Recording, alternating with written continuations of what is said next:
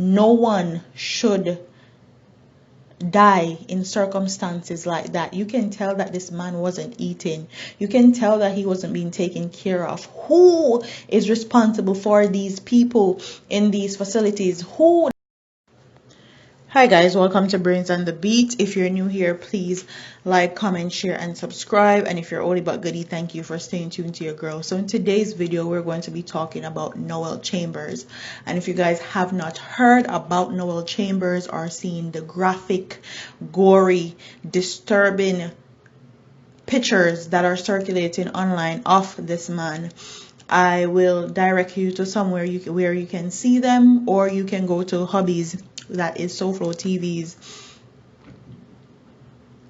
group chat, and you will see them. But I can't put them on YouTube just because of regulation purposes here on YouTube. But this is something we have to talk about. So let's get into the story. It says, Jamaica courts are being blamed for a human rights crisis at the correctional facility after an independent commission of investigation report unearthed that an 81-year-old man died in the custody of a facility after a 40-year wait for trial. Noel Chambers was one of 146 mentally ill people being held by the Department of Correction Services without trial, Commissioner of Indicom Terrence Williams has said. Williams made the revelation at the Commission's quarterly media briefing on Wednesday. Chambers, whose body bore bed sores and bites from bed bugs, mate is detained at the pleasure of the Queen, England, the Governor General, or the court if that person is unfit to plead or is found guilty but is suffering from a mental disorder.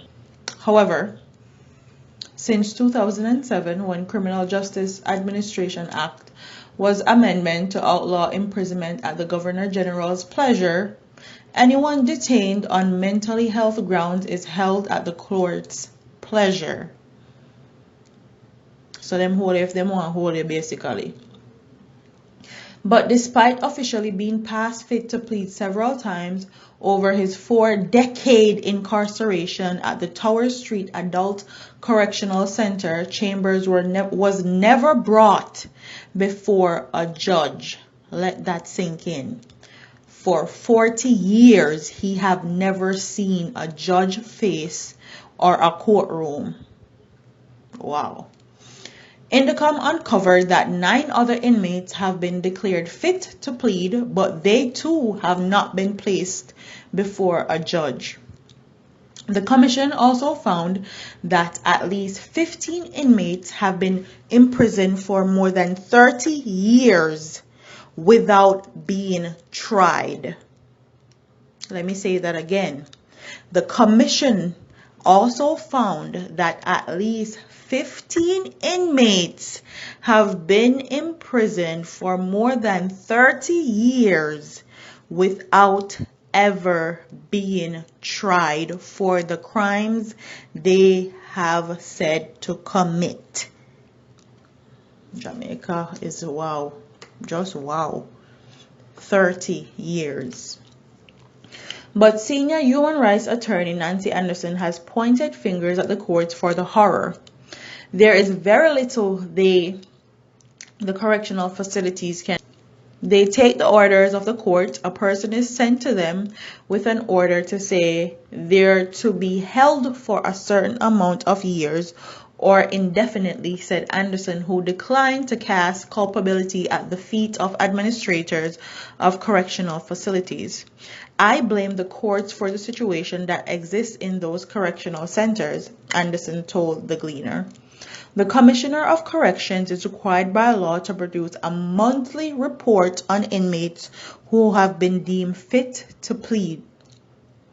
Since 2007, the Assistant of Ministry of Health, Wellness, and there have been mental health clinics throughout the island where suspected people can be treated without incarcerating them. but it's the courts that send them to the correctional center. The correctional center do not go out and pick up somebody. The only person they get are those persons sent with orders from the courts, Anderson explained.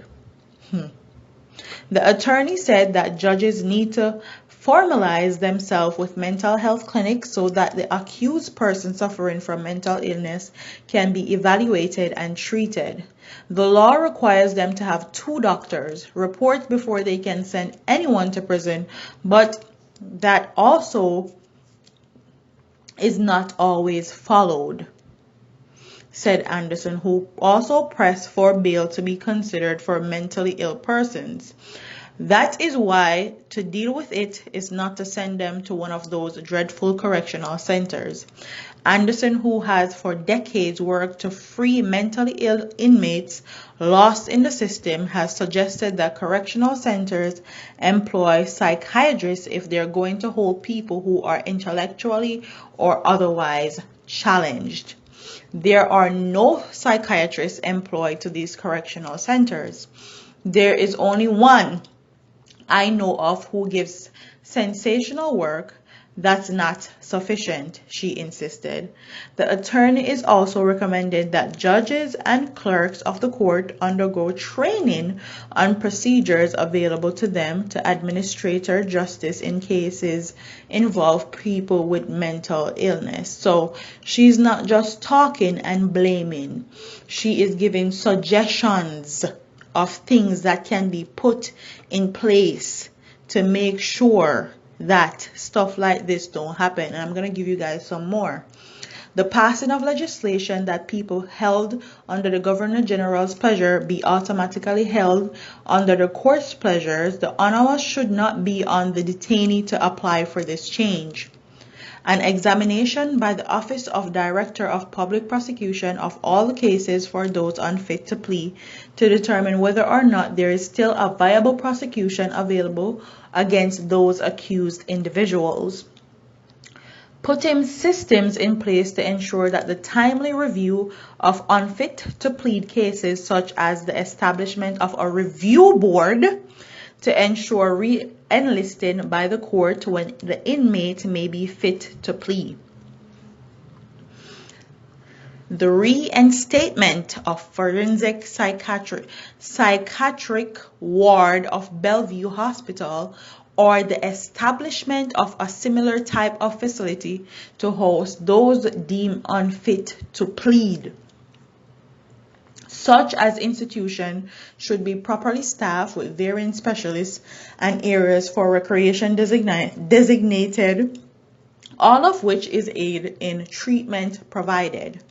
The hiring of a full-time psychiatrist and nurses to ensure adequate treatment is administered, and the duty of care upheld throughout the training of the correctional officers to lend support to the psychiatric staff. Where there is no family forthcoming to assuming responsibility, strict care ought to be taken by the correctional staff to ensure rules are being followed, and upon their release, there should be a written apology by the state and compensation awarded for breach of their constitutional rights. In the event of death, these remedies should be awarded to the family. So we don't come just for talk. We don't come just for show face. We're coming with solutions to these problems that we are having.